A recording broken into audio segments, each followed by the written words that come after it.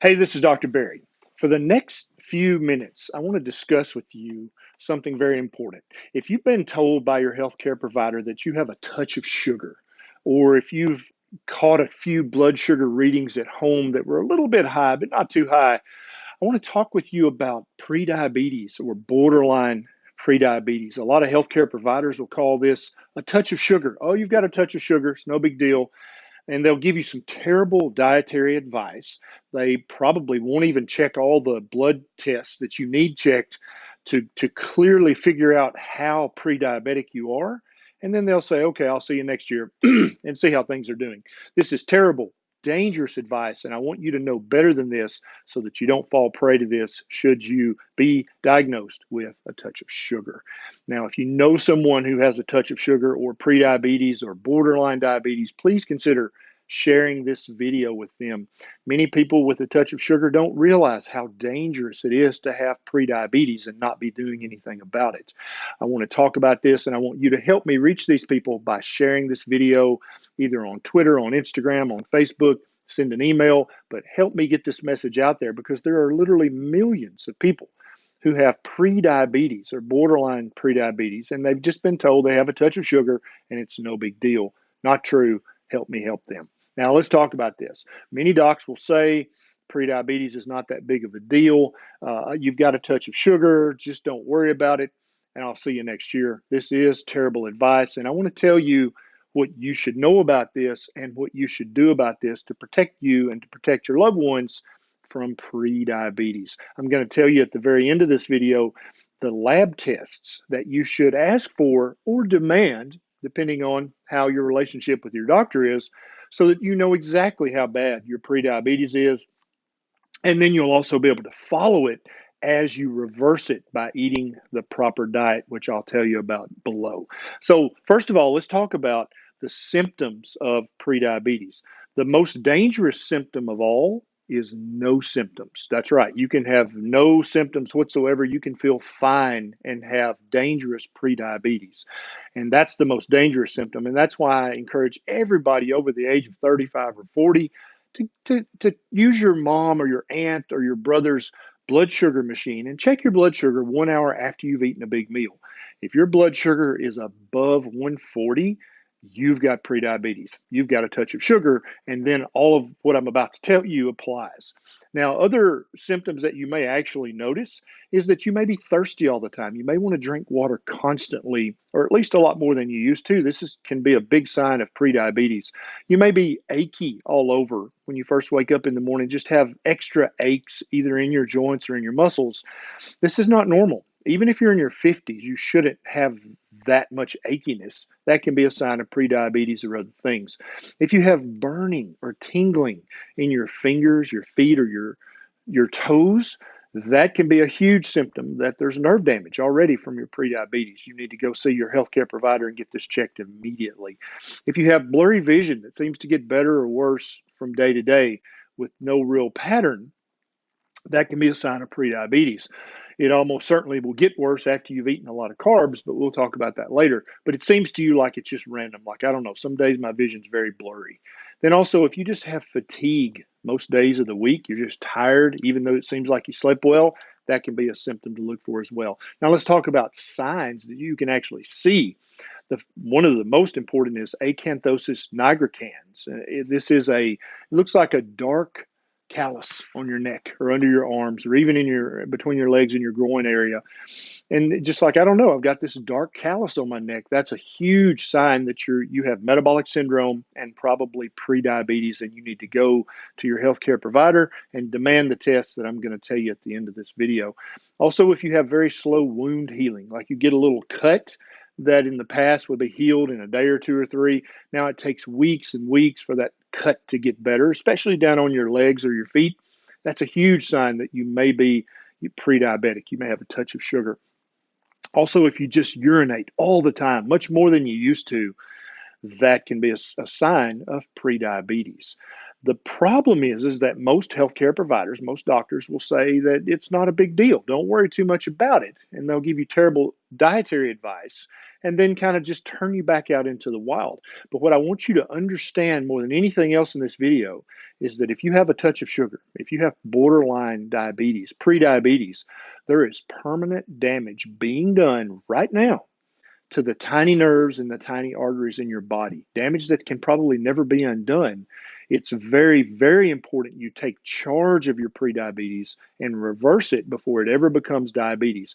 Many doctors believe, and almost all people believe, that there's no damage done until you get diabetes. Absolutely false. That's a big fat lie that your doctor might tell you. I want you to understand the truth, and that's what this video is about. I'm going to link to a study and a couple of articles down below in the show notes that will go into further detail explaining to you that even though a lot of doctors don't know this, damage is absolutely being done, some damage which you can never undo.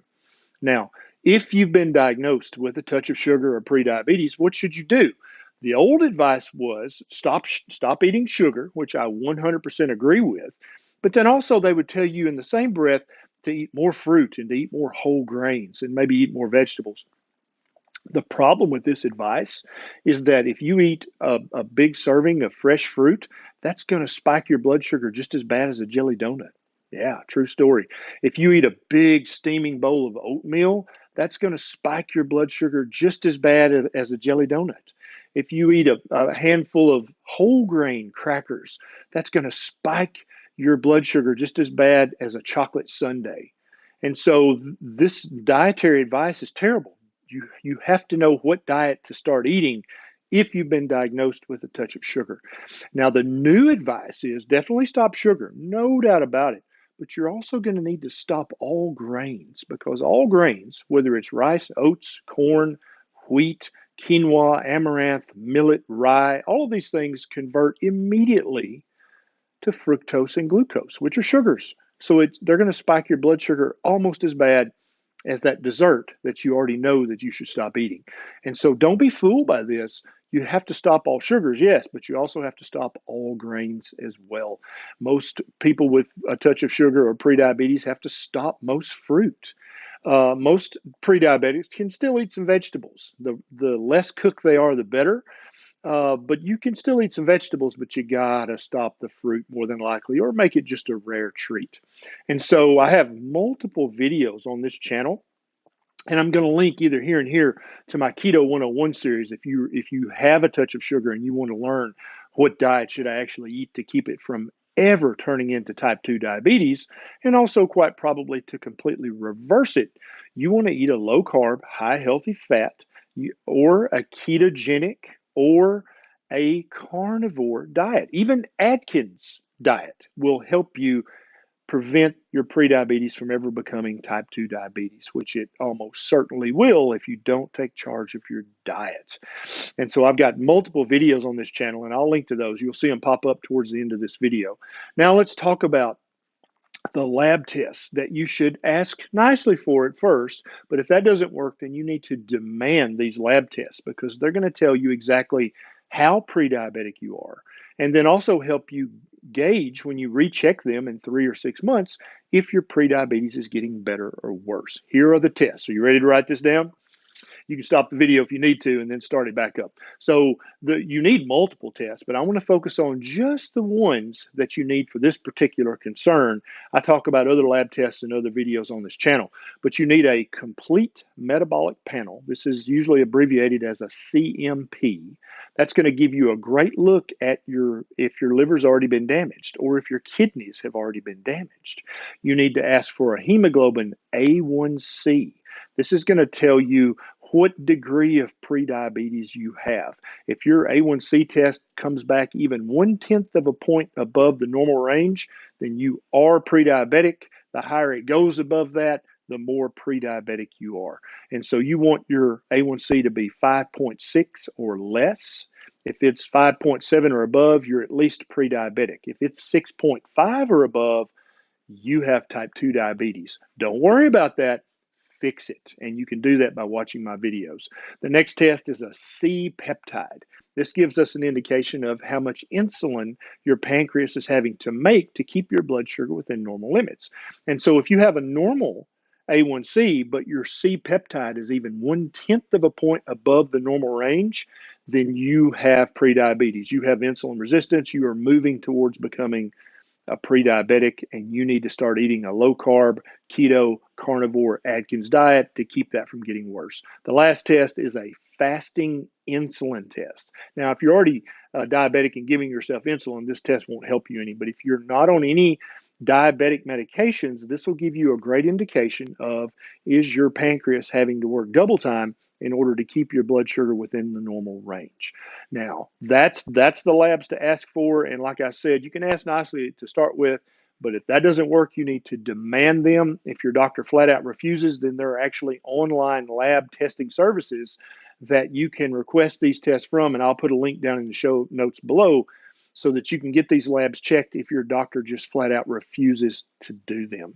Now, if you enjoyed this video, please consider clicking that subscribe button right down there, and there's a little bell button right beside it. Click that too. So every time I get a bright idea, you'll be one of the very first to know. And also, if these videos have helped your health in any way, please consider becoming a patron. You can sign up below at my Patreon link. It's a quick sign up, and you can throw a buck or two my way to help me have more time to make more videos just like this. This is Dr. Barry. I'll see you next time.